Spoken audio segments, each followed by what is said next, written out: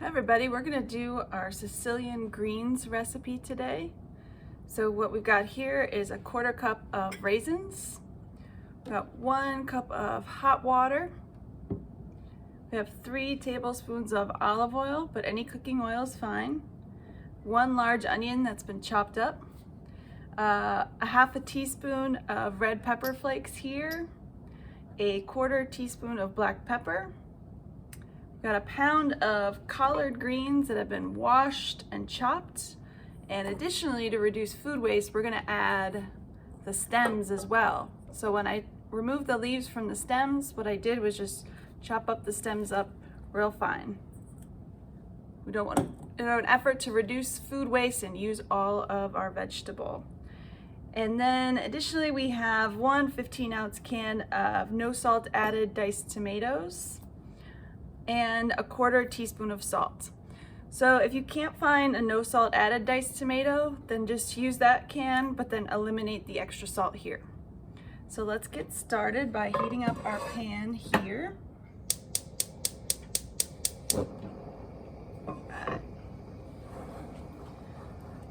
So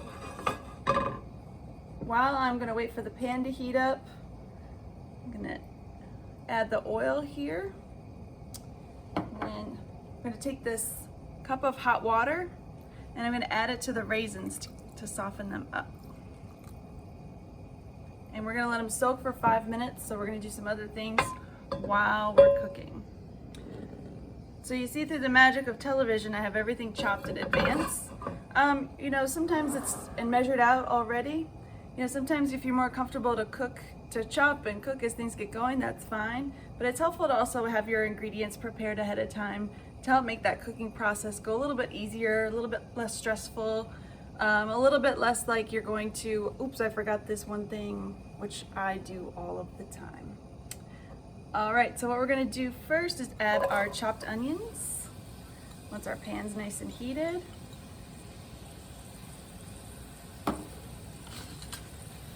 Just a quick stir. And since I decided to use the stems for the collards as well, what I'm gonna do is add the stems in now. Since those take longer to cook than the leaves would, I'm gonna add those in with the onions right now, so that everything cooks nice and evenly.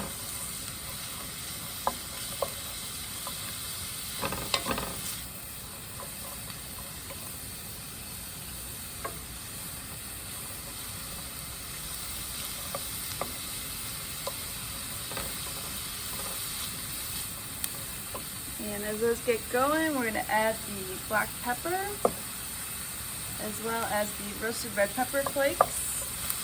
And if you don't like spicy food, feel free to leave that out. Or if you really like spicy food, feel free to add in as much as you like to taste.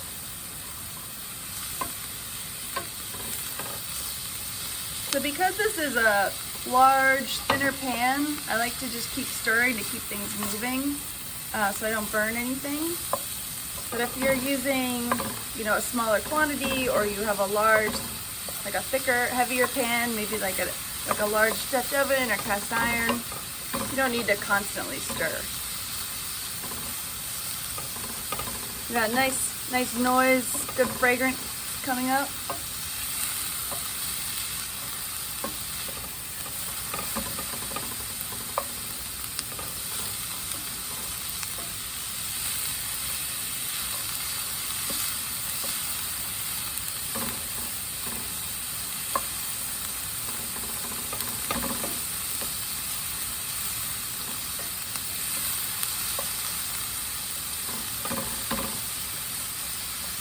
You see how the green, you're getting a nice change in color while they cook.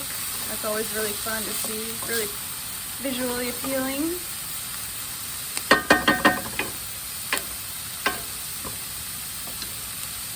And so the recipe said to have the raisins and the hot water soak for 5 minutes. So it really works out to have started that just then while these are cooking. And just give it a few minutes to all come together, so you're not overwhelmed in the kitchen with too many things to do.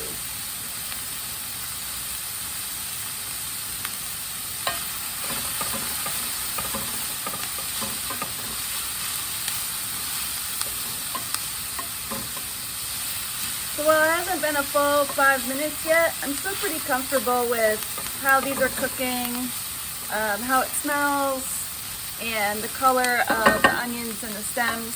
So I'm gonna go ahead and add in my tomatoes with the juice.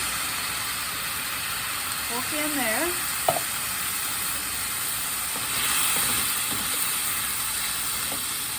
We're gonna do the raisins with the water. So you don't have to drain the raisins or anything like that. And it was a fresh box of raisins, so those are pretty soft anyway. But sometimes you want to let them soak longer. If like maybe you've had those raisins sitting in your cabinet for a while, they've gotten a little hard. So this is all making some good sounds and good smells. And I decided that I wanted to make this more of a heartier meal.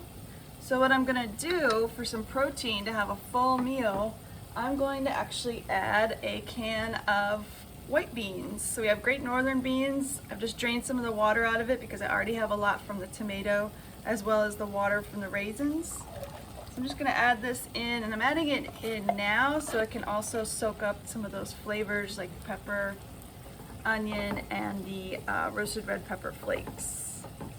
Just give these a minute to all come together. Because when I broke down the collard greens, and we have a separate video on our site that shows how I quickly did that. When I broke them down, they were, sometimes collards can be those big hard ones, and that you really need to cook down for a lot longer, but these were quite young and they're really soft and fresh. So these won't need to cook nearly as long as some other ones would. Now I'm going to add in the salt, just a quarter of a teaspoon there. And again, there's a lot of good flavors in here, so if you're trying to watch sodium in your diet, you can feel free to omit that quarter teaspoon of salt.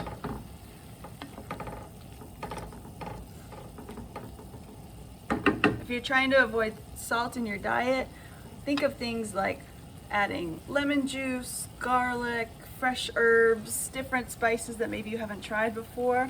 That'll add a lot of flavor to your dishes without adding any more sodium to it, so you won't even miss the absence of the salt.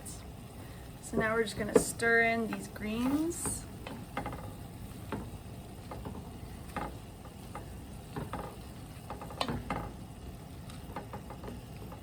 Now again, the recipe calls to simmer until the greens are tender for 10 to 15 minutes, but that really just depends on the kind of greens that you're using. Like I said, these collards were pretty young and fresh.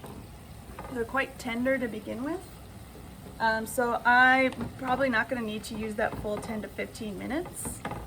Another thing you can also do is, instead of these fresh collards, feel free to use things like chard or kale. If you're using fresh spinach, you definitely wouldn't want to cook it that long because those are quite young and tender leaves. You can also use frozen greens.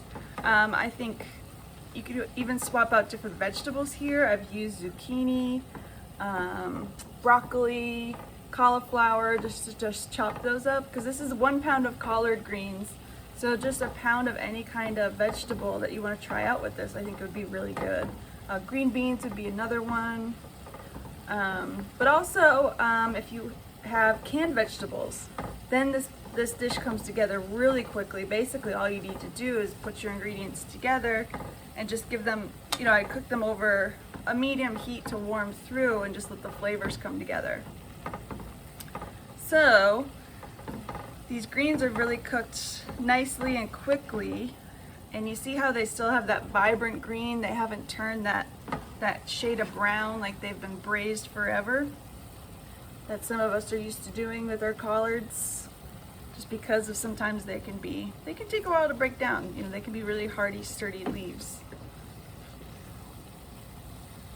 And for this dish, again, to make it a meal, I added the beans, and I'll probably serve it over some whole wheat pasta or brown rice, which I really enjoy.